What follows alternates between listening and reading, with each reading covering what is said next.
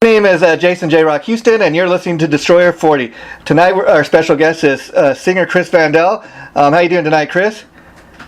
I'm doing good, man. How are you?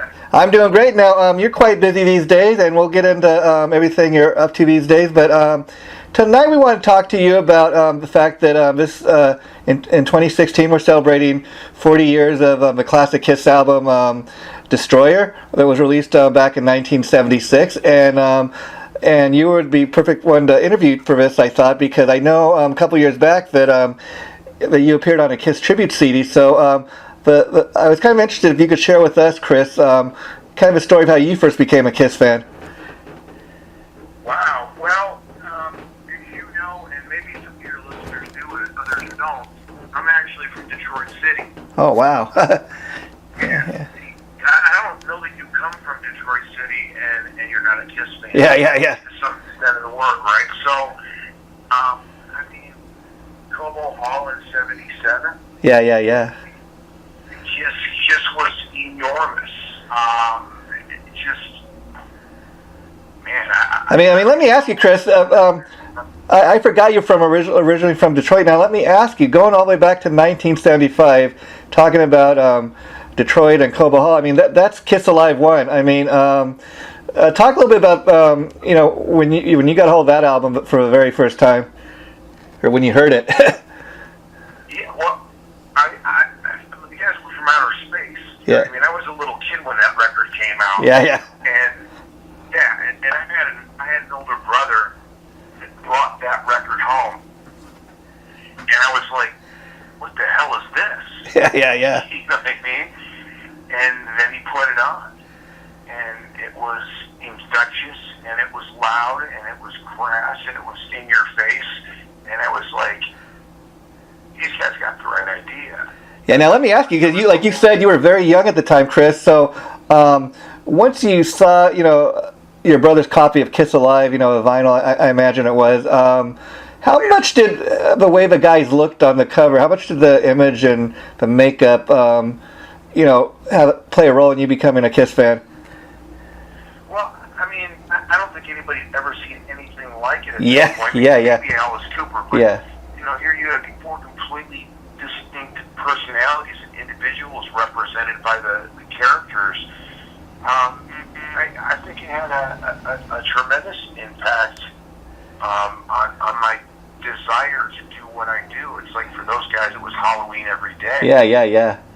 I mean, and people forget, back then we didn't know what the guys looked like. I mean, so like you're saying, you see that for the very first time, and it's like superheroes, something out of a comic book. Mm-hmm. Yeah. Oh, exactly. I mean, I remember kids in my class with tracing paper and album covers, and they'd be tracing the album covers, trying to figure out, what these guys look like without their makeup. Yeah. And I was curious when you're coming up, did you ever, like a lot of kids or a lot of Kiss fans, try to get dressed up in the makeup yourself? Yeah, you know what? It's funny because I actually went out as Peter for Halloween one year. Wow. And but I'll never forget walking through the door and looking in the mirror and realizing that I had no stripes. I had no whiskers. Wow. I was a cat without whiskers. And that bummed me out for the longest time. I mean, I was, 9 years old or something like that. Yeah. But I think every kid in the neighborhood was out as one of the guys at Kiss or another. Yeah. Now, was Peter your favorite member, or did you just kind of was he the easiest one to get made up like? I think when I was really young, I wanted to be a drummer. Wow. And that probably had something to do with it. I can't remember exactly. It's kind of interesting being that you portray Steven Tyler, because I know before Steven was ever in Aerosmith, that he started out as a drummer, like a lot of famous singers. Even I heard Janie Lane was from Warren. He was a drummer before he was ever a singer. Yeah, it's very true. Actually, there are a lot of guys out there that started out as drummers and became incredible. In fact, a lot of guys still do it. Before I walked out the door, Phil Collins was on the radio. Oh, wow. Perfect example. Yeah, You know what I mean? Amazing unique vocalist. So, yeah, for sure. Yeah, that's amazing. Now, like I said, we're talking about this being 40 years of celebration of 40th anniversary of Destroyer, and being the fact that you're from Detroit, as you mentioned. I got to ask, when you heard Detroit Rock City for the very first time, I mean, that had to be like your calling card. Like, yeah, they're talking about my hometown. Oh, well, hell yeah, they were talking to me directly. Yeah. But I think everybody felt that way, and that's why Kiss connected. Yeah. I actually lived in a small town in Michigan called Cadillac, and Kiss actually they put Cadillac, that's just a really small town. They put Cadillac on the map because they showed up in helicopters. Oh, yeah. And they showed up at the high school.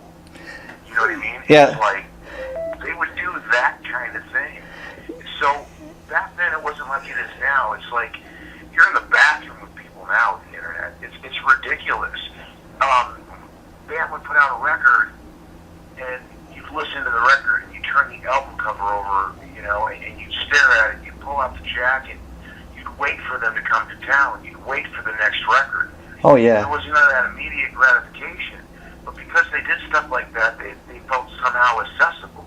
Like maybe they'd actually be able to get to the guys in the band. Yeah, and Cadillac, that's a perfect example. For anybody wanting to check that out, it's on one of the Kiss Kiss home videos. I think it's one of the Kissology videos. But that's something that was, like you said, a lot of bands wouldn't have done something like that. But they initially heard that the football team, the local high school team, was like, they were practicing to Kiss music and stuff, and they were coming up with different plays, and Kiss said, kind of like what you're saying, that just because they're in a small town doesn't mean that they don't deserve a Kiss concert, and they went all the way to, like you said, the local high school. They made it that's 40th anniversary of that as well, I think. And I've been reading a bunch of stuff on that, about that on the internet and stuff. So Kiss is not your typical band.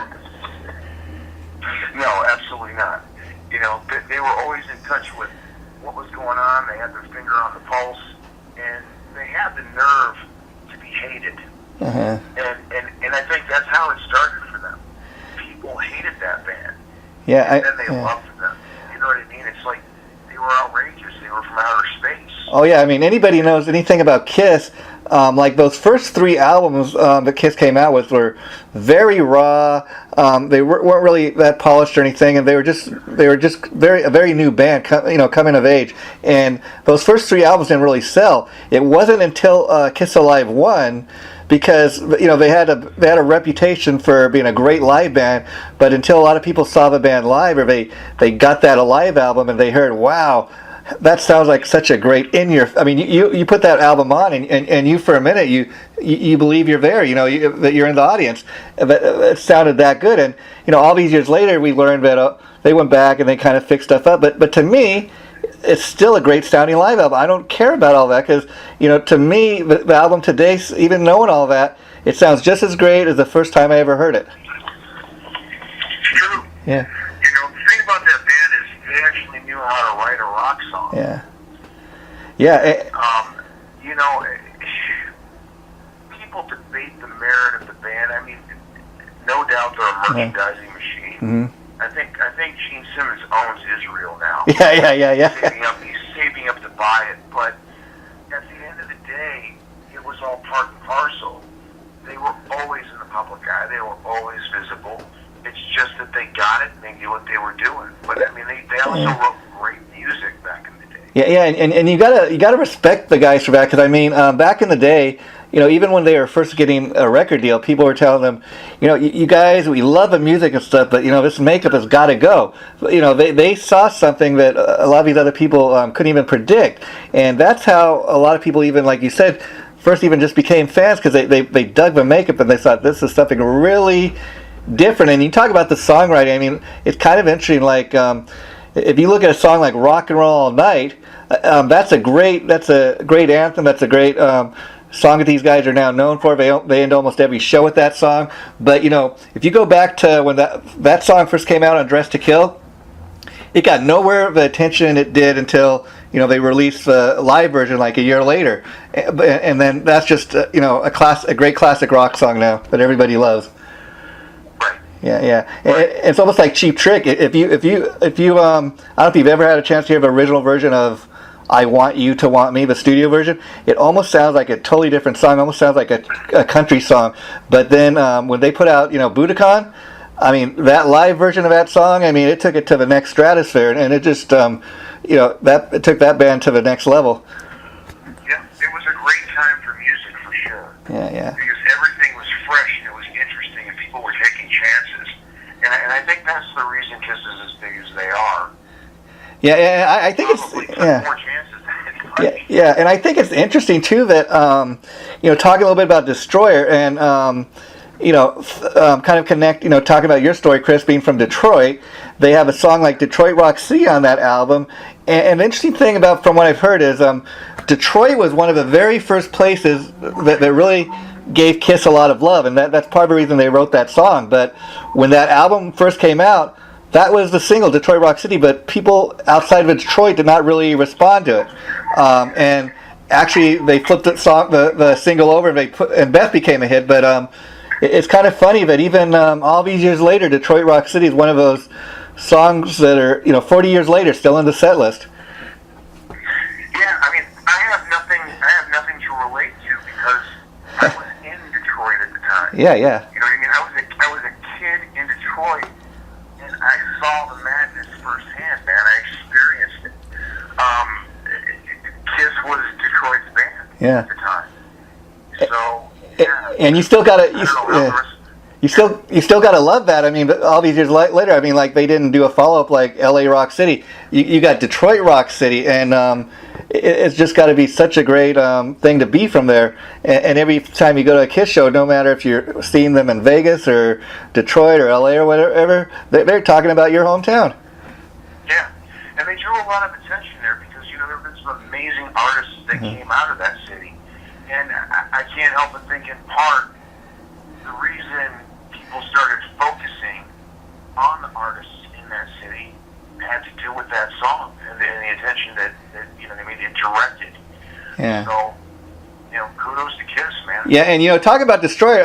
Let me ask you, Chris, because Destroyer, when you talk about songwriting, that's one thing. That's why I think these songs are still in the set list to this day, 40 years later, because you put on Destroyer, next to those first three Kiss albums, especially with Bob Ezra and everything. The one thing I really noticed about that album is they really stepped the songwriting up, and I think that's why that album is one of the go-to albums when people think of Kiss. You want to know what Kiss is all about? Get Destroyer, because the songwriting on that album, it really is just taken to the next level. For sure. And I think Bob Ezrin had a lot to do with that, because if you look at the songwriting credits besides producing the album, I mean, he's listed as a songwriter on every single track, and his influence, I just think, you can't help but feel it throughout the entire album. Yeah, no, I mean, it's true. I mean, there's a band that was always growing and always evolving, and I imagine they spent a lot more time together writing those songs. Yeah. Back in the days, you know what I mean? It was a different beast. Yeah, because what's funny is, I've often wondered, with the huge success they had with Destroyer and Bob Ezrin, why they didn't continue to work with Ezrin years on. I mean, the very next thing they did was Love Gun, and they returned to working with Eddie Kramer. But the interesting thing about Destroyer, one of the things I love about that album is Gene and Paul, they were co-writing on this particular album. They were co-singing on like Shout It Out Loud. You had one guy take one verse, another guy take another verse, and that's the other thing I love about Kiss is this was a band where you had not just one guy that could sing, but all four guys could sing. Yeah. And it's interesting because the only two, I think, number one singles, if I'm not, I might be wrong about this, were both sung by Peter Criss. Well, I know Beth, obviously, and that was like a number one tune, and then maybe Hard Luck Woman, and I know like years later they had a hit with Forever. It was that was like a top 10 hit, but I don't think it went to number one. Okay, well, I was thinking of the first two that you Yeah, Hard Luck Woman. Yeah. Those were actually the songs that I covered for the 40-year anniversary album. Oh, okay. Yeah, now, talk a little bit about that, because like I said at the top of the interview, one of the reasons I wanted to include you in this Destroyer 40 special is I knew you had appeared on this tribute CD a couple years ago, and like you said, you recorded a version of Hard Luck Woman and Best, so I was curious, did you decide that those are the tracks you wanted to do, or did the people putting together a CD tell you, hey Chris, we'd like you to cover Hard Luck Woman and Beth, or how did that come about? Well, there was a list that went out of what was available and what people wanted to do, and those were the two songs I was drawn to. At the time, I was actually performing for Legends in Concert, and I was in Hawaii. Wow. And Hawaii's an island, man. I was there for almost a year, and I had a portable studio with me, and I travel with it everywhere I go because I like to write. Mm-hmm. And I like the idea of covering Beth in particular because I handled all the orchestration on the version that I did. Okay. And it really gave me something to focus on and chip away at in my free time. And that was one of the main reasons I chose that song. I'm not sure for the rest of it, but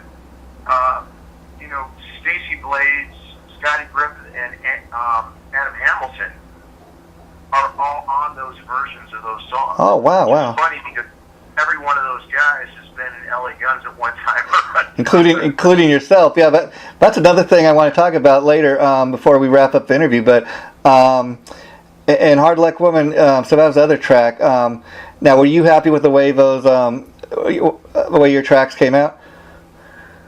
Yeah, I'm happy with the way the tracks came out. The recording quality wasn't necessarily what I would have liked to then because I was working basically from a laptop Pro Tool studio, and I was recording out of a hotel room.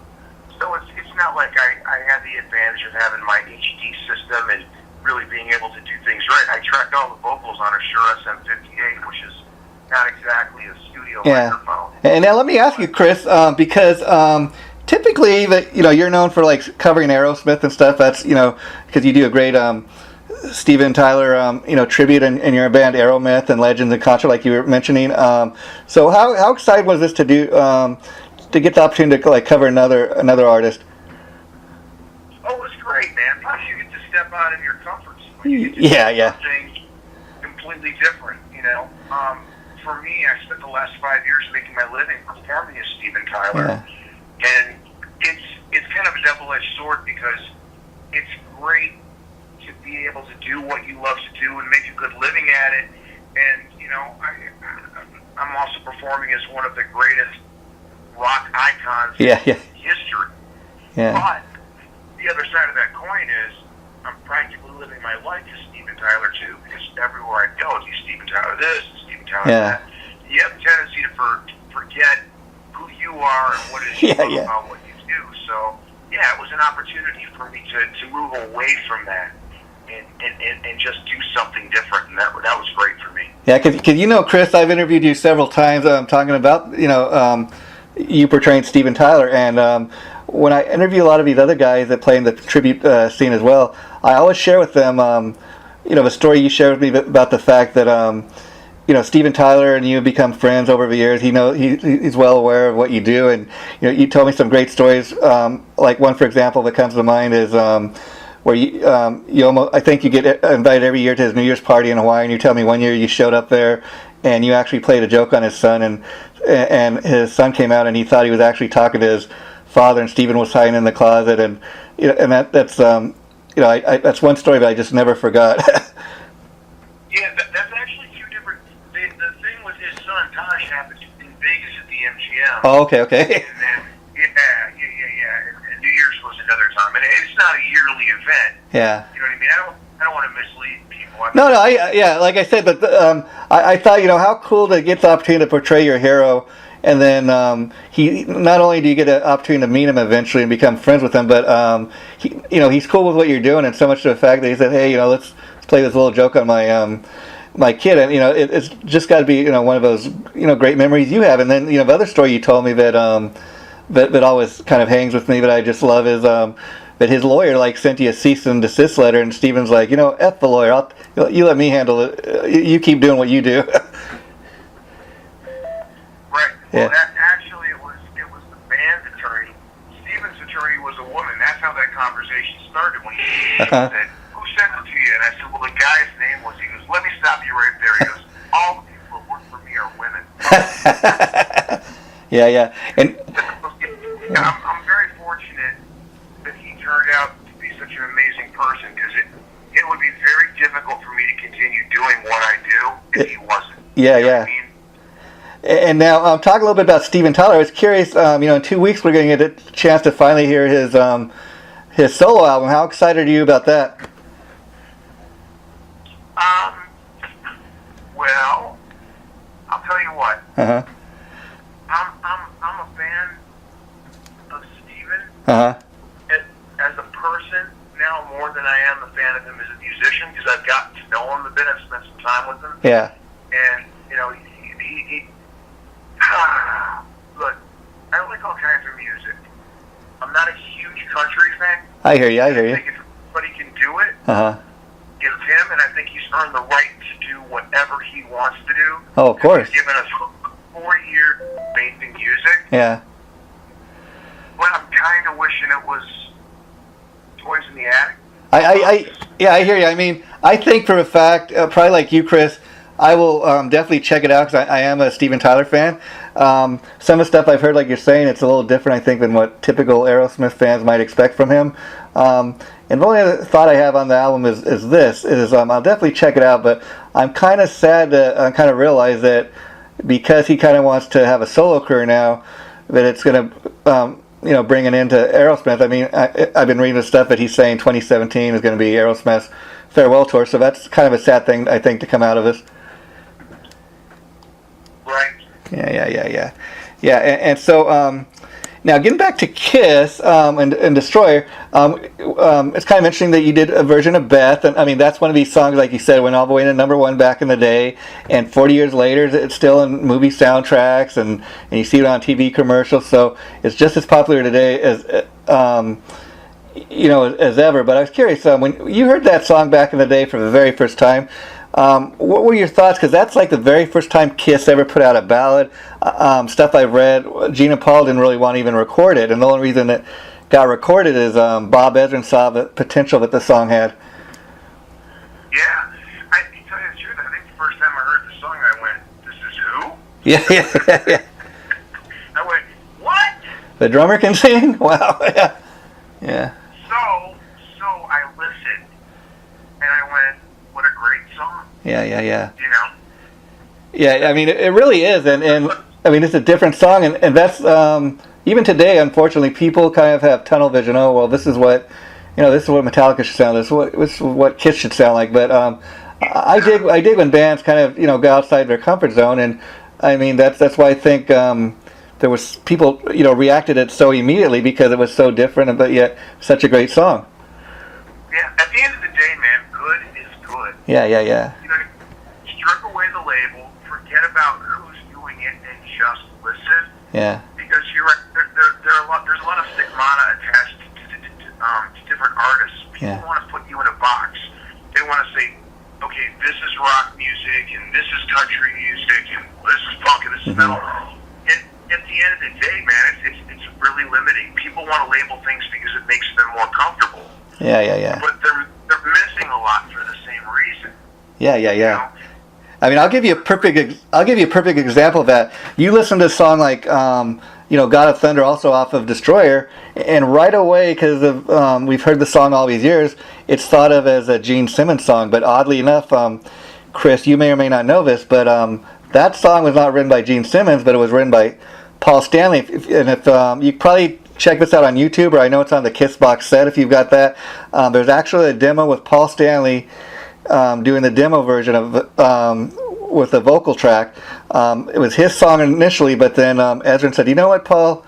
I think this is a Gene Simmons song." And the interesting thing about this is It's a song written by Paul Stanley, but that's who Gene Simmons became. That's his persona. He's known as the God of Thunder. Yeah, you're right. Yeah, yeah. It was a good call on somebody's part. Yeah. I mean, because you're right. It's appropriate and it fits Simmons.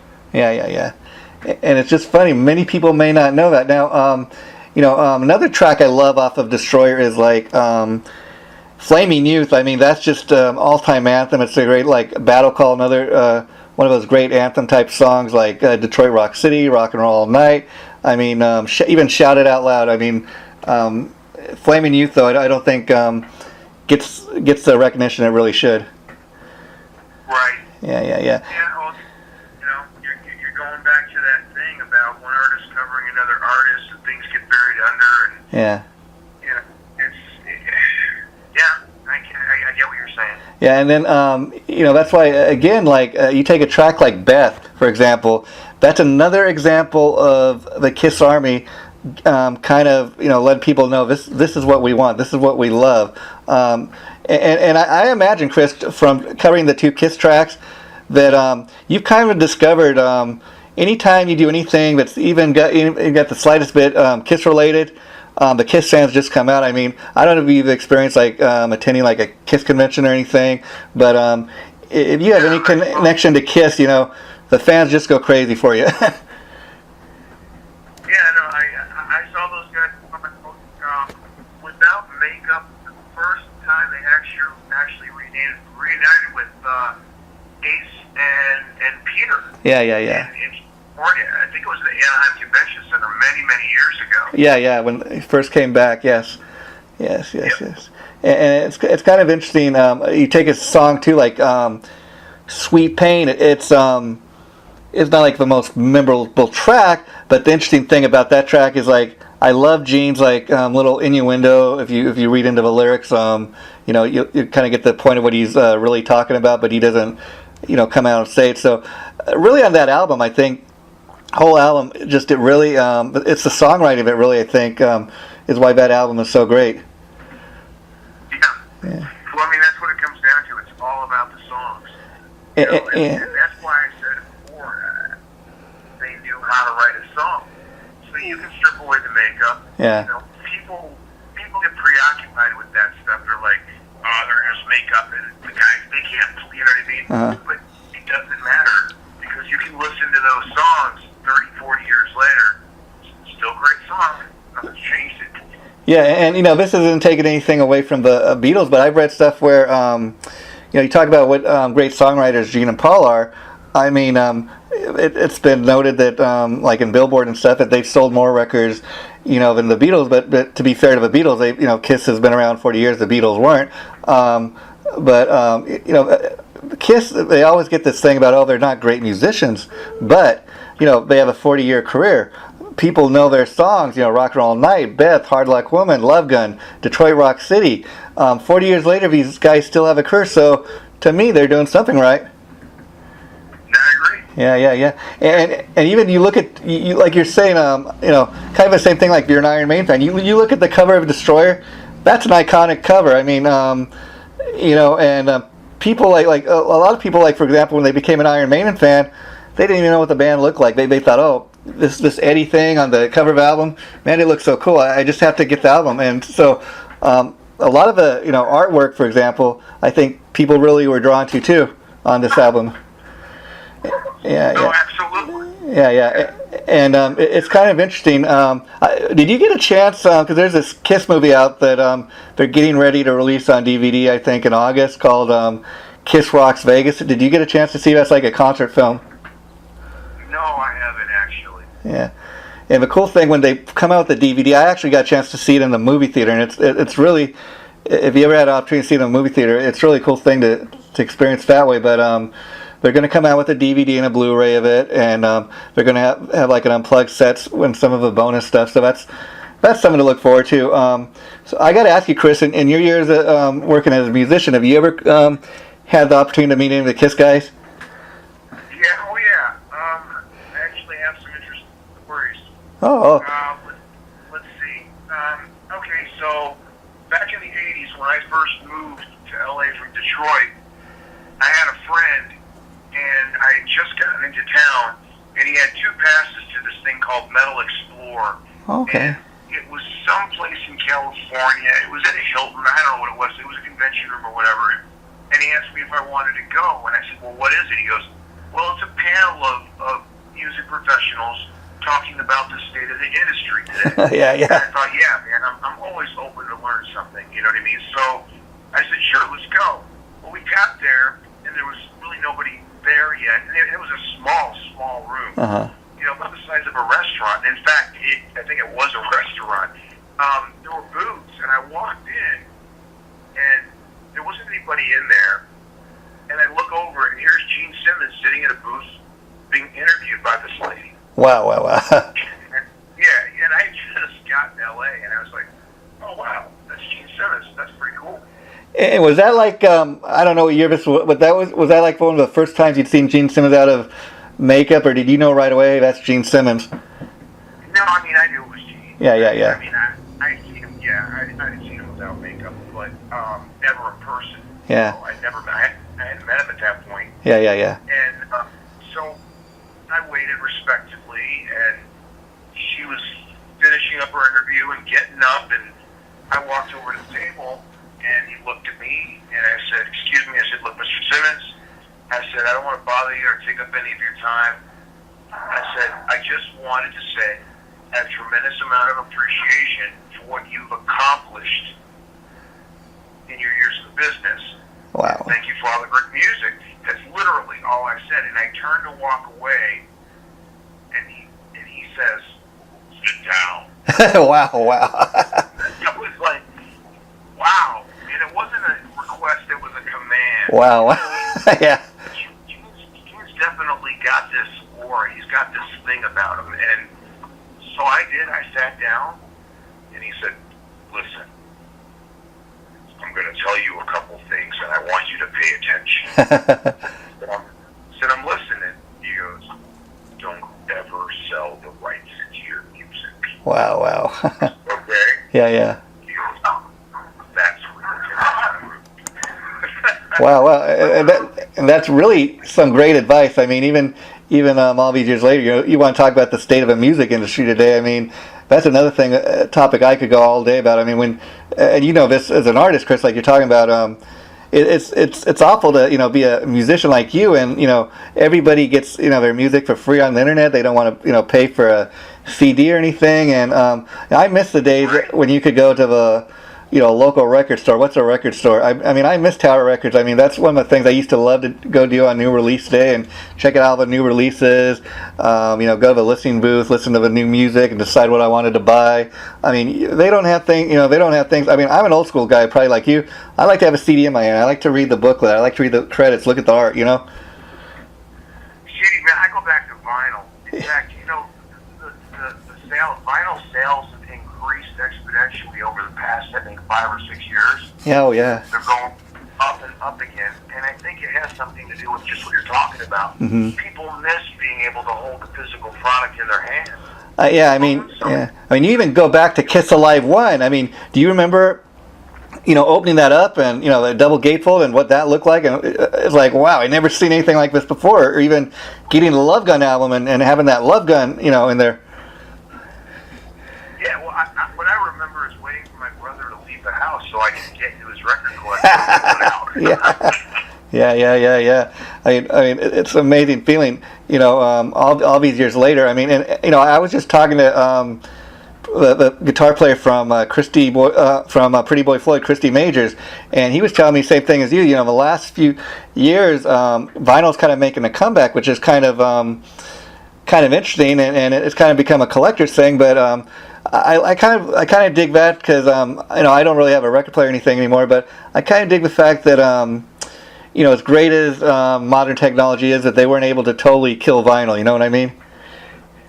Yeah. So you gotta love that. Now, another thing I want to talk a little bit about before I let you go, Chris, is you're mentioning some other guys that have gone through the Doors of LA Guns. And another guy I know you're currently working with, who's a friend of mine, is Stacy Blades. I understand you guys have this great original project. It's called Angels of Vain. Could you talk a little bit about that with us? Sure. Yeah, Stacy and I go back a number of years. We've been friends forever. And happened in a nutshell, essentially, is Stacy's been calling me for years, wanting to saying, hey, let's do this and let's do that. But as you know, I've always been under contract with Legends. The past 5 years, I've almost been home not at all because I travel around the world. Yeah. I've gone 4 months, 6 months a year. And he recently caught me in some downtime. Wow. And he said, look, he goes, a friend of mine and I have been talking, and we're putting together a benefit show on behalf of David Bowie. David Bowie just passed away. Wow. So it was for the Cancer Foundation, and we'd like you to sing for it. And I said, sure, man, that would be great. So it was a plan, and we were going to do it, I believe it was the Hard Rock here in Vegas. And for whatever reason, there was an issue with the venues. This happened, that happened, and the show didn't go down. Stace called me back up, and he said, look, he goes, the show's not going to happen, but we still want to do this as a band. How do you feel about playing the music of the individuals, bands that are involved? And I said, nope. He said, why not? I said, I don't want to be in a cover band. Even if I'm covering my own music, I don't want to be in a cover band. Yeah. And I said, besides, I don't have the time, you know? He goes, well, what are you doing now? He goes, you're off, right? I said, yeah. I said, well, I'm kind of working on this record. And he goes, record? What record? And I said, well, I've kind of been working on this record for the past year and a half. And he's like, well, let me hear it. I was like, I don't know. He said, come on, man, let me hear it. So I sent him a couple tracks. And I don't know, half an hour later, he calls me back. He said, you know what? He goes, screw the cover band thing. We want to be your band. Wow. I said, what? And he said, yeah. He goes, we want to do this. Well, the we would be him and Eric Stacy, who was the bassist for Faster Pussycat. Wow. Eric is actually the guy that was putting together the Bowie show. Wow. And I said, really? And he said, yeah, man, the material's great. We love it. Let's do a real band. So now he had my attention.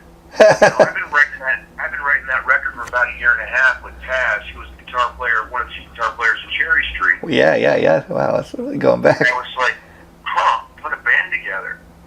So one thing led to another, and the thing just kind of blew up. Word got out. We got a lot of attention. We had a management company, a large management company, ask us for an EPK, which is an electronic press kit. Yeah. So we're like, all right, we still need a drummer. So we talked to Vicky Fox. Yeah. Vince Neil's ended up enough, and Vic was going to do it. We scheduled a video shoot, and literally days before the shoot, Vicky called up and he said, look, man, something's come up. I can't be there for the shoot. And it was a family matter. Yeah. I mean, so family first. He said, I can't do it. I got to go out of the country. Wow. He goes, but I want to make a recommendation. And he recommended Troy Patrick Farrell. Oh, that's a Gilby Clark's band. Yeah, that's another mutual friend we have. But he's a great guy. So I think you guys, thanks, Big Fox, because that's a great recommendation as far as I'm concerned. Yeah, well, I think it worked out exactly the way it was supposed to, because Troy is a slamming drummer. He's a kick-ass guy, and he's a good fit. Oh yeah. So we called Troy up immediately. The next day he came over. Everybody got together, and we set this thing into motion. And that's probably a month and a half ago. Wow. And since then, Angels in Vain has just exploded, man. We put up the little Facebook page, and it went wild. Wow. We've been doing press all over the world ever since. Now, the first official release for the band is a song called 1973, and we're expecting it to launch mid-July with the video, and that's what we planned on from the beginning. But there was so much demand, we actually released what we call a pre-single called "No One Gets Out Alive," and that's actually available on iTunes now. Wow, how cool! How cool is that, Chris? Congratulations for all the success this project's had. Let me ask you this: so, is the plan to just kind of like to release a track at a time, and when you have enough tunes, to maybe put out a CD, or are you guys working towards the goal of a full length? Well, that goes back to what you were talking about before. It's like, you know what I mean? People aren't about records anymore. Yeah, it's sad. Yeah. They're about singles. So I think what we're probably going to do is we're probably going to release a single a month until we release the entire record. And at that time, we're probably going to package and may even do vinyl. Wow, that's cool. I look forward to that. Now let me ask you, my friend.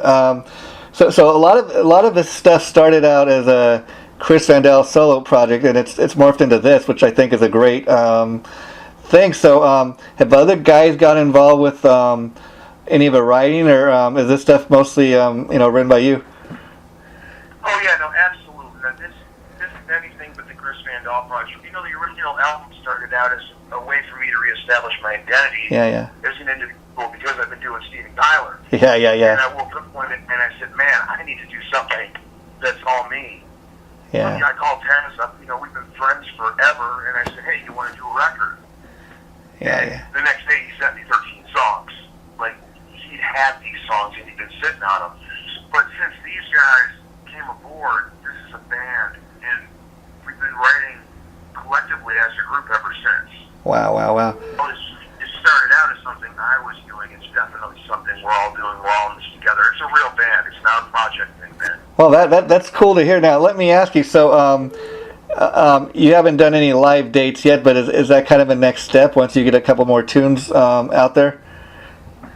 It is. As a matter of fact, we're talking to a couple of different booking agencies and management companies right now, and we're looking to test the waters probably sometime end of September, and then beginning of next year, we're looking at full-blown touring.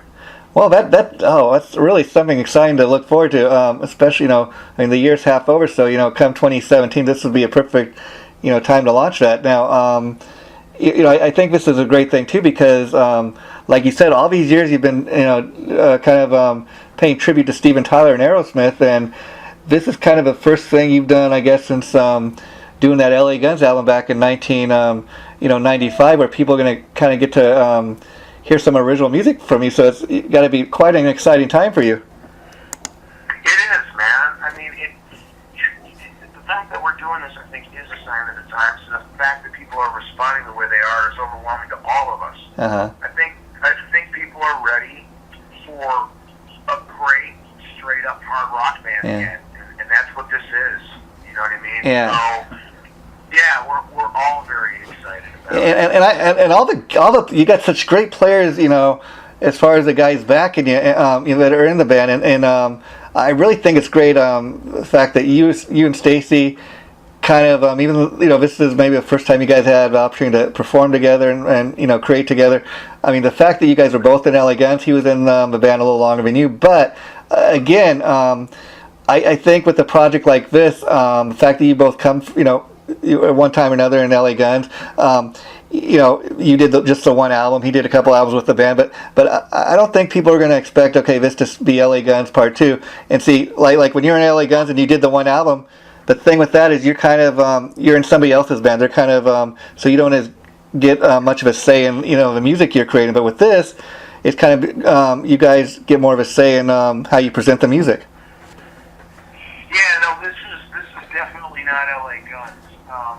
If anybody's interested in hearing what the band sounds like, the single, we have a free single available out now on iTunes. It's called No One Gets Out Alive, and it's Angels in Vain, V-E-I-N. Wow. And let me ask you, because that's a great, that's like, it sounds like the name of a great classic rock band, which hopefully, based on what I've heard so far, that's kind of how I describe what you guys are about that I've heard. But how did you come up with such a great name? You know what? It's actually kind of interesting because I do a lot of research when I write lyrics, and I'm a voracious reader. I run like a novel. And while we were putting this together, and this is before the other guys had even joined, because my long-term plan was at some point to do a band. Yeah. I started writing things down, and I got a list as long as your arm. Wow. Names that didn't make the cut.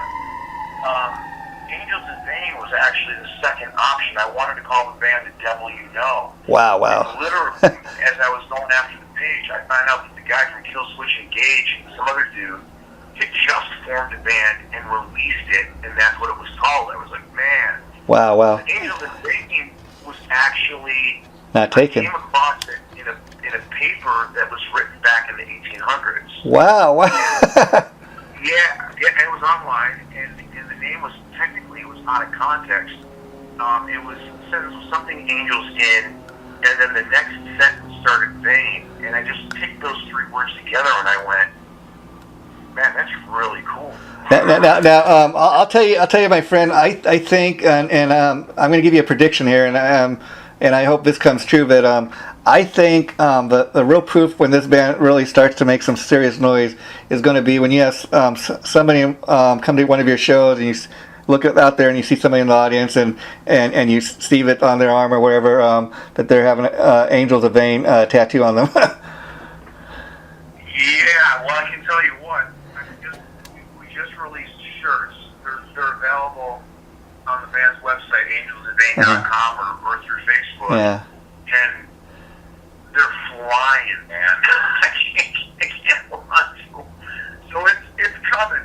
It won't surprise me. In fact, I might be the first person you see with an Angel of Vain tattoo. I haven't gotten a tattoo in, I don't know, 15 years. Wow, I'm thinking about getting the back piece done. That would be cool. Now let me ask you, Chris, how great is it to not only have this great new band you guys are working on, but the fact that you got everybody there locally in Vegas, so it's very easy to get together, I imagine. Well, yes and no. My guitar player Taz is actually in Texas. Oh wow! Yeah. Yeah. So he's flying in like once every 6 weeks because this thing is taking off the way it is. Yeah. It's so busy. But yeah, he's a producer engineer. In fact, he's probably produced a lot of the bands that your fans listen to. Yeah. And now let me ask you, going back to the Cherry Street days. Cherry Street was never one of those bands that really broke out really big, but you guys kind of had a legendary kind of I guess you could say almost cult following. I mean, and a lot of the stuff got released over the years, of course, on Paris Records and stuff. But has there ever been any talk over the years, even like just doing a one-off reunion or anything like that? Man, you know what? It's that kind of thing. Like the conversations happen every once in a while. We had a really good friend of ours. His name was Rick Ireland. Yeah. He was kind of our Texas touchstone and road manager. We all loved the guy. Yeah. And he passed away. Oh, wow. I don't want to say 2 years ago. And we found out about it. And we were like, we need to get together. We need to do a benefit for Rick and his family. But the problem is always time. Yeah. Because not only am I always on the road and performing someplace, but the other guys in the band are in different places doing different things too. So it's always kind of just been a logistics thing. Oh, there you go. Okay. I won't say it'll never happen, but for right now, it's not in the immediate future. Yeah. Yeah. For right now, you got 2/5 of the band at least. Because like I said, Cherry Street was one of those bands that never really made a huge mark, but you guys had a great cult following, and part of the Cherry Street story that I just love is the fact that you got out of Cherry Street, you had a guy like Tom Mathers who, after that band split, he never really did anything musically, but he went on to great success, by forming Paris Records and helping other bands, kind of get a start. Well, everybody in the band actually did kind of one way or another. We actually formed and started Paris Records to get the Cherry Street stuff out, right? While we were still Cherry Street. Wow. Yeah. We were selling numbers that were unheard of as an unsigned band. I mean, we had independent distribution worldwide. We had full displays in like Tower Records and Music Plus. Yeah, I mean, I remember you guys used to have ads like in Metal Edge magazine, every month, and a lot of the stuff, I started, and this is even before the internet. You guys just had great ads like in Metal Edge magazine and stuff like that, and Hit Parader, and I'd ordered a lot of stuff that I saw just based on those magazine ads. Yeah, well, I mean, it's true. If you look at us like from the perspective of what we did, we shot a video on our own, and in that video, I mean, there are cameos by Bon Jovi, the LA Guns guy, Sam Kinison. Wow. Lemmy Kilmister, the Poison guys, the Warrant guys, and this is an unsigned band. These were people that were behind the band back then. Yeah. So yeah, you're right. I mean, I don't think living in the moment, being in the band, Yeah. I realized the extent of the effect it had and the impact that it made. But I can tell you, I'd be on a tour bus with LA Guns, and people would show up with Cherry Street posters and T-shirts, and the other guys in the band would freak out. Yeah. Well. And, like, this is a Cherry Street. and now let me ask you about that, Chris, because I've talked to you several times over the years, and we may have discussed this, but I can't remember if this came up. Now I know at the time you had like a really glammy look, and part of that you were telling me. Well, part of that was the rock scene at the time, but part of that was you telling me like for years, even when you were much younger and you're growing up, you had people telling you, "Hey, man, you look so much like Steven Tyler," and that's why when you got in LA Guns, you had the mohawk. You told me for years you kind of like ran from that, but once you started embracing, the Steven Tyler things started really to kind of success started to really kind of come your way. But I was curious, the name you went by at the time, Roxy Van Dahl. How come you didn't stick with that name? You know what? Actually, it was Roxy Dahl. Roxy Dahl. Okay, that's it. Yes. Van Dahl isn't even actually my birth. Yeah. You told me that. Yeah, it's my godmother's name. Wow. I took my godmother's name when I moved to LA. Okay. I think that was more a sign of the times too. Yeah. It was just we're kind of chameleon, you know. We reestablish ourselves, we reestablish our identity, and it was Roxy Christopher Dahl, and I had just shortened the band Dahl, and I just moved back to the middle name. Oh, okay. And I actually considered with this band going back again. I was just like, man, this is just going to get confusing. Yeah, people. Yeah. I think it would kind of almost be comical, but at the same time, like I'm kind of interested to hear when you tell me that back in the LA Guns days, people kind of remembered who you were, even though you were, then going by Chris Van Dahl. That's kind of, that has to be a great feeling to think that, oh wow, I'm not even as big as like Phil Lewis or anybody that came before me in LA Guns, but people actually know who I am. But that had to have been a great feeling. Yeah, I guess it's always a good feeling when people acknowledge or recognize what it is that you do. Yeah. And I don't care if you're working at Burger King or if you're, you know what I mean? Yeah. Steven Tyler. When people come up to you and they know who you are and they say good job or whatever, it's gratifying. I mean, it's ultimately more important to us in this business because without our fans, we're worthless. Yeah. You know what I mean? If people don't like what we do, if they don't get behind it, then there's no point to it. So, we're eternally grateful for the people that buy the tickets and buy the shirts and come to the show and they listen to the music. I mean, at the end of the day, that's all I hope. Yeah, I mean, the great thing about like your Angels of Vain project or your band rather, is like you said, you initially you're just 2 songs into it so far. You haven't even really done a live show, but like you told me, amazingly, the T-shirts and some of the merchandise has been, flying off the wall. So that's got to be a great feeling too. That you haven't even really played a live show, and just based on who's in the band, people are already supporting the band. I mean, before you even really have a full-length CD or anything else. So that's got to be a awesome feeling. It is. I think it's more than just using the band. I think it's just a great shirt. Now let me ask you, because that's another thing when I started seeing stuff about you guys on the Facebook and all over the internet that really impressed me by artwork. Are you an artist yourself, Chris? Anybody else in the band design that stuff? No, that's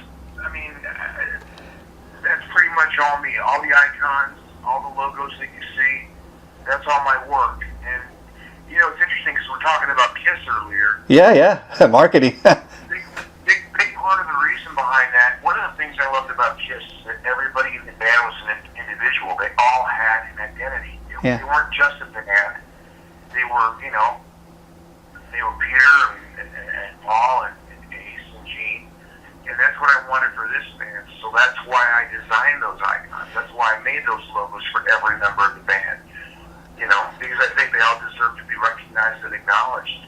Oh yeah, I mean, you make a really good point there, because I mean, in interviewing people for this Destroyer 40 thing, one thing that I've discussed is the fact that, like you're saying, when you think of Kiss, you think the Demon, the Catman, the Star Child, the Spaceman, and the thing is, interestingly enough, I think part of the reason Kiss is able to still be out there with Eric Singer and Tommy Thayer doing what they do is because those iconic figures almost became bigger than the guys playing them. Oh, no doubt. And they'll be around long after the band is gone. Yeah. Now, I got to ask you, Chris, what do you think about this idea that, Gene and Paul are getting up there in age, and they've been joking around the last couple of years as, even we're replaceable, we will find our own replacements, we will retire, and Kiss will carry on. I mean, I guess they have a right to do that, but do you, what do you think about that idea?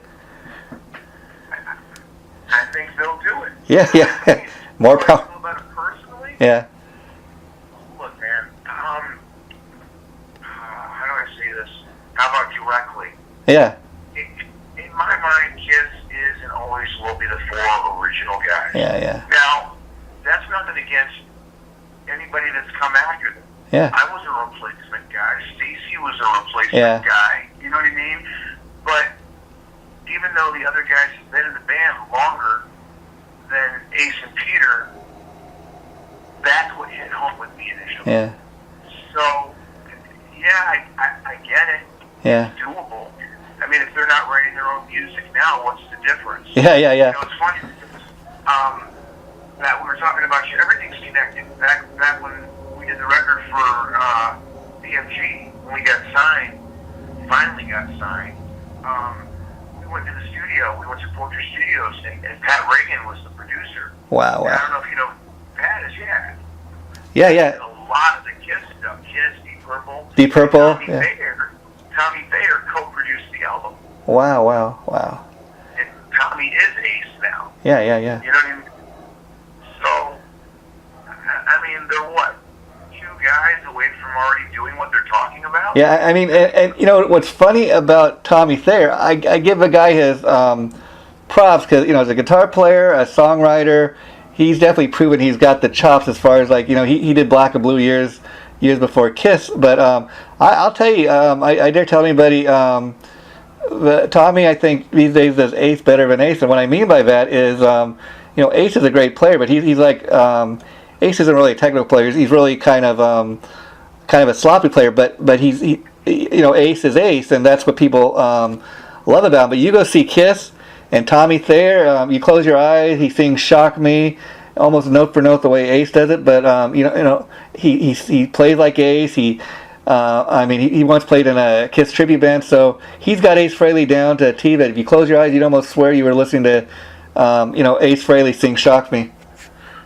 Yeah, there's truth in that, man. I mean, there's a reason he got the gig. He started out working for Gene. Yeah. Then I think he became their tour manager. Yeah, I mean, even like when they were first doing the reunion tour, that's the other thing I was going to bring up that I've heard over the years. Even Ace was saying that he had to go back and learn a lot of those early Kiss tunes that he hadn't played himself in concert for years. And Tommy Thayer was the guy that the guy that eventually went on to replace Ace. He was the guy that taught Ace all of his classic Kiss tunes. Yeah, Ace isn't too happy about that now, though. Yeah. Now let me ask you: are you at all an Ace Frehley fan? Have you had a chance to check out Ace's new cover CD? You know what? I have not heard it yet. Uh-huh. But it's pretty interesting because we have a friend whose name's Night Bob, and Night is actually an engineer. He was just in town with Steve Winwood running sound, but he's also Ace's guy. Wow. He's Ace's guy, and Eric and I went to the show to say hi to him. Uh-huh. He was here in Vegas, and he was telling us that Ace is getting ready to go out, and that would be a good tour for us. So we're talking about that possibility. Well, that'd be great, but being the Kiss fan that you obviously are, Chris, I gotta tell you, if you get a chance for no reason other than to try to check out that cover CD, there's two of the tracks I really dig on the album. Besides the one he did with Paul Stanley, as you may know, he wrote Cold Gin and he wrote Parasite. Now, Parasite, people obviously they think it's a Gene Simmons song because Gene sings it, but we finally got on this new Ace record a studio version of him doing Parasite. On Parasite, we also get John 5 doing the guitar solo, and we get a studio version finally with Ace singing lead on Cold Gin. And if for no other reason, get the CD. I mean, those two tracks, I think, really they finally prove that Ace Frehley wrote this. You know, was the guy that wrote these songs. I mean, it's great to finally have him singing these songs that he wrote. Yeah, man. Yeah. Actually, I didn't know that. Yeah, yeah. I got to be honest with you. I'm a little out of touch because I travel, and when I don't, I've got so much to do of my own. Oh, I hear you. And then just to wrap this up, Chris, a couple of things I wanted to ask you about. Last time I talked to you, the last couple of times, you'd mentioned that over the years that you had this album you put together with this guy, Kenny Olson from Kid Rock's band, and it kind of has been put on hold, or you didn't know what was going to happen with it. Is that something that you hope to one day release, or you kind of just decided to shelve it, or what? Well, I would love to see it get released. In fact, Kenny and I have had that conversation, but I got to say right now the timing is kind of optimal because I've got something else that I'm putting out. I hear you. I hear you. I'm sure at some point it will see the light of day. I mean, it's like 13 songs. Yeah. It's a really, really cool record. You know, it's very diverse. There's a lot going on there. Well, it's one more thing for your fans to look forward to down the line. But I'm just so happy that you got this Angels of Vain thing going. And on that note, I was curious. So I imagine a lot of your time these days is taken up trying to get this project off the ground, this band, great new band you have with Stacy and Eric and Troy. But what about the Legend and the Aeromyth? Are you going to commit totally to this Angels of Vain, or are you still going to be doing the other stuff, in your downtime? Well, I'll tell you, a lot of this is dictated by the fan base. Like I said before, without the fans, there's no point to doing anything. You know what I mean? Music is a labor of love. You can make it all day long, but whether it can support you and put food on your table is another story. I'm still doing Aeromyth. I did 2 shows, back-to-back shows in California this past weekend. Okay. And I'm actually going to be in Atlantic City from end of July to the beginning of September at Harrah's, performing as Steven for Legends. But that being said, after that, I don't have a contractual obligation to anything, and like I said earlier, Angels in Vain is looking to possibly start touring in September. So, if it goes the way we hope it does, if people continue to show the kind of interest they have been, I mean, who knows? Well, it could end up being all I do. I mean, either way, I look forward to continuing to follow you, whatever you do, because I mean, Angels of Vain is a great original project, and I'm excited to hear the other tunes that are we have to come down the line here in the future. But in the meantime, if you could keep doing what you're known to do, that's great too. But the very last thing I want to, even with Angels of Vain, I've been reading interviews online, and you're tagged with ex LA Guns, ex Cherry Street, whatever. Do you mind having those tags, or those things that you're kind of you're very proud of, I imagine? Well, actually, I mean, I don't know how much you've seen, but those aren't my tags. When we released this thing publicly... No, I mean, when I hear other people, do interviews with you, I'm guilty of it, too.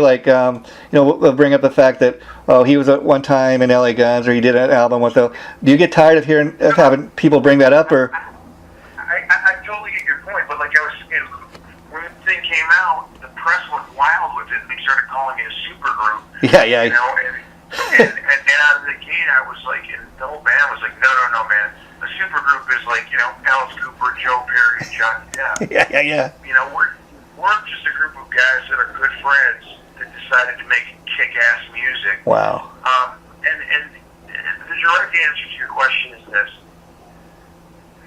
Nobody in this band is ashamed of their past. That's great. We're all very grateful for the things that we've been able to do. Yeah. We hope to be able to continue. But while I've said that, we're not dependent on it either. We're not leaning on it. It's not a crutch. Yeah. See us advertising. No. Yeah. That's the press doing that. Yeah. That's the point I was trying to make. Do you ever get tired of that because you're trying to create this new thing and people continuously bring up your past. Now it's interesting you bring up like the supergroup tag because talk a little bit about another LA Guns connection, Hollywood Vampires. That is the name of Alice Cooper's new supergroup he has with Joe Perry and Johnny Depp and that. And I was just thinking, man, would that be like a totally cool tour to get on if you guys could open for a band like that? Yeah, it would. And they're the ones, and they'd be playing all covers, and we'd be playing all originals. yeah, there you go. I mean, that's kind of going backwards, but stranger things have happened, my friend. And I want to thank you so much, Chris, for being part of this Destroyer 40 special. It's been great talking to you again. And when you have a chance, get some more downtown. I'd like to interview you again specifically about Angels of Vain, and I'd love to help you guys promote the project. Anything you need, feel free to reach out to me because I'd really love to help promote that and spread the word about your guys' great new band. Well, I appreciate it. Anytime, man. It's always a pleasure talking to you, brother. Because one thing I really got out of getting to know you and some other guys that playing the tribute bands is a lot of the reason I started interviewing guys that play in tribute bands is like I told you before, I really enjoy some of the tribute shows I've been to, and a lot of people out there have this misconception. The guys that play in tribute bands, or they're playing other people's music, they're failed musicians. But even just like anybody listening to this conversation tonight, it's obvious that even you, a guy like you, Chris, there's so much more to what you do than just playing Aerosmith or Steven Tyler's music. I mean, the fact that you got this great new band, that you've done other things before you pay tribute to Steven Tyler and Aerosmith. That's what I want people to get out of this interview, the fact that here's a guy that, while he may be known for paying tribute to Aerosmith and Steven Tyler, he's got so much more music in him and so much more that he's capable of doing than just that. Well, I appreciate that. You know what I mean? At the end of the day, it's all music. Yeah. If people know me, specifically for the reason that I knew Tyler, I must be doing something right. There you go. And I think part of the reason, like we've discussed several times, for your success is, like you've shared with us many times before, but for years you kind of ran from that, and then once you started embracing the Steven Tyler thing, success kind of came your way because you weren't really trying to be a Tyler copycat or anything. That's just kind of that's who you became, and it's what you became known for. So if you got that talent, why not, as you say, embrace it rather than run from it? No, you're absolutely right. Well, I mean, for me, when you said run for it, the bottom line was, from the time I was in junior high school, I was hearing about it. Yeah. And I was trying to launch an original career as an original artist. That was my issue with it. Yeah. At the time. Yeah. I've always been a huge Aerosmith fan. I've always been a huge Steven Tyler fan. Yeah. One of my favorite bands ever of all time, which is a great thing because, performing 11 shows a week as Steven Tyler, it would be pretty miserable if I weren't. Yeah. But, yeah. I mean, like you said, once I decided to embrace this thing, and it wasn't about competing with anything else I was doing, it's been fantastic. It's been an honor to be able to do it. Yeah, and the thing that I always look at is like this, not everybody can be a rock star. What I mean there's a reason that you got all these gigs you've had over the years. I mean, even going back to the days in Cherry Street or getting the LA Guns gig. I mean, obviously you got those gigs because the guys in the band thought you had some talent as a singer, and so you were able to take each of those bands as far as you. I mean, even I dare anybody to put up like a picture of what you looked like back in 1995 with the mohawk and that to what you're doing now. People would be shocked and they'd be like, man, this doesn't even look like the same guy. But to even to have that that type of image and be able to have two such vastly different types of looks, that takes some talent in that, to be able to do all that. Well, like I said, it's a bit of a chameleon. We're always kind of reinventing ourselves, and it's not just because other people. We get bored with who we are. Oh, exactly. You got to keep it fresh, and that's why, like, even talking about a band like Kiss today, like we've been. I mean, that's one reason I'm such a huge Kiss fan, because I love bands like Kiss, Aerosmith, Alice Cooper, Motley Crue, even Poison and LA Guns, because you go to see any of these bands and they got kind of like a rock star glammy look, and and you go to a Kiss show, you're gonna see bombs and things explode up the stage, and it's not gonna be just your typical rock show with 5 guys in their jeans and t-shirts strumming their guitars. I mean, you're gonna get a rock show, if you know what I mean, and that's why those are the bands that kind of you take even a band like LA Guns. I mean, they're not doing the business they once were back in the 80s, but at the same time, they're still out there plugging away. They're still out there touring. People are still going to the shows. So again, these are the bands that people are going to see still all these years later. Well, yeah, I mean, at the end of the day, Lemmy Kilmister said it best. People don't want normal. Yeah. They want an alien. You know what I mean? They want to be entertained. That's what it's about. I mean, it's just like the anti-image thing when the Seattle scene happened. Yeah. I get it, because the anti-image was the new image. Yeah, there you go. That only goes so far. I mean, I don't go see a guy in concert that, is like under my car changing the oil.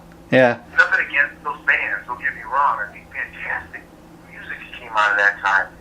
But as far as the production value of the show, you know what I mean? Give people something. Yeah, I mean, the only thing I didn't like about those bands, I mean, probably of all the grunge stuff, probably my favorite band was probably like Alice in Chains, because they had a little bit of a metal element to what they do. But a lot of those bands I didn't dig for the simple fact that, again, when you go see a band in concert, you don't want to hear how the world sucks and have people bring you down. You want to kind of, like, you go to a Kiss show, you put your fists up in there and rock and roll all night, shout it out loud. Yeah, I'm down with you guys.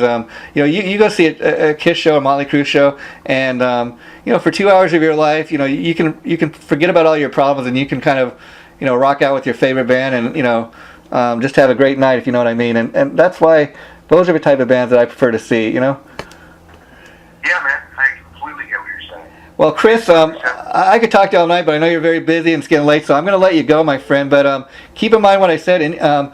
In the near future, when you have some downtime, I'd like to maybe interview you and each of the guys in Angels of Vain, and really kind of do what we can to really help push the band and get more people to know about what you guys are doing, because I'm really excited about this band you got, because just based on what I've heard so far, it's great stuff.